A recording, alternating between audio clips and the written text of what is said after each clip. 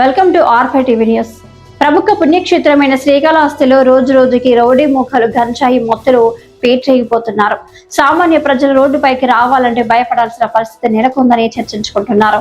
చెప్పాలంటే పట్టణంలోని ప్రజల పరిస్థితి దారుణంగా మారిందని, శాంతి భద్రత కాపాడాల్సిన పోలీసులు ప్రకటనలకి మాత్రమే పరిమితమవుతున్నారని, క్షేత్రస్థాయిలో ఎటువంటి చర్యలు తీసుకోవడం లేదని ఆరోపణలు వినిపిస్తున్నాయి.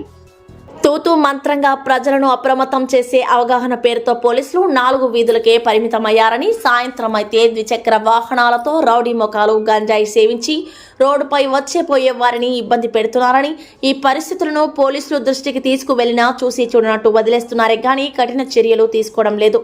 ఉదాహరణకు గత 3 రోజుల క్రితము ఒక ప్రభుత్వ కార్యాలయ ఆవరణంలో కొంతమంది మద్యం సేవిస్తుండగా అది అడిగినందుకు రక్తపాతం సృష్టించారు. తుమ్మా బాల అనే వ్యక్తిని దారుణంగా ఒక గాజు సీసతో పొడిసి రక్త గాయాలు చేసిన పోలీసులు చర్యలు తీసుకుంటున్నామంటున్నారు గానీ ఇప్పటి వరకు ఎలాంటి చర్యలు తీసుకోలేదు. ఎన్టీఆర్ నగర్ కాలనీలో నిన్న సాయంత్రం వృద్ధురాలు రత్నమ్మ ఇంటి వద్ద చెత్త ఊడుస్తున్న సమయంలో అటుగా వెళ్తున్న 2 యువకులు ఇంటి ముందర ఉన్న చెట్టు కొమ్మలు కొట్టడంతో రత్నమ్మ ఆ యువకులను మందలించింది. దానితో వృద్ధురాలు రత్నమ్మపై అల్లరి ముఖాలు దాడి చేసి అడ్డొచ్చిన మనవడు వర్షిత్ రెడ్డిపై 10 మంది యువకులు కలిసి దాడి చేశారు. తలకు తీవ్ర గాయాలు కావడంతో వర్షిత్ రెడ్డిని శ్రీకాళహస్తి ఏరియా ఆసుపత్రికి తరలించారు. శ్రీకాళహస్తి ఆలయానికి రోజుకు 20 నుంచి 30 వేల మంది యాత్రికులు వస్తుంటారు.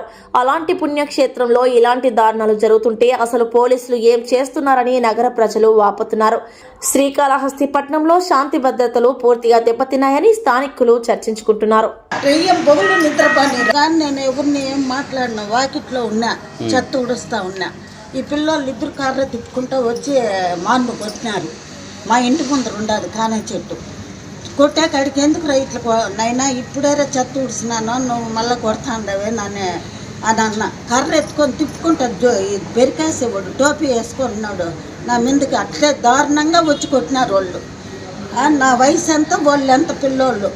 ఇంటికి పోయినారు, మళ్ళీ తొడుకొని వచ్చినాడు. గుమ్మంగా వచ్చి 10 మంది పిల్లకాయలు రాళ్లతో కొట్టినారు. నా బిడ్డ వాడు ఉండే తావు తెలియదు, వాడిని పట్టుకొని అటు కొట్టేసినారు. అబ్బాయి వర్షిత్ రెడ్డి మనవడు, కూతురు బిడ్డ. పెద్ద మనవడు వాడు, చిన్నోడు. 2 చదువుకుంటా అన్నారు.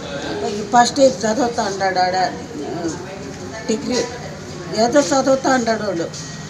ఉండే తావు తెలియదు. ఈదిలో పోయి విసారించండి ఎట్లా వాళ్ళు ఉండే ఇది, నేనుండే తావు తెలిసి వచ్చినాము. ఇంటి మీదకే గుమ్మంగా వచ్చేసినారు, తాగేసి వచ్చింటారు వాళ్ళు.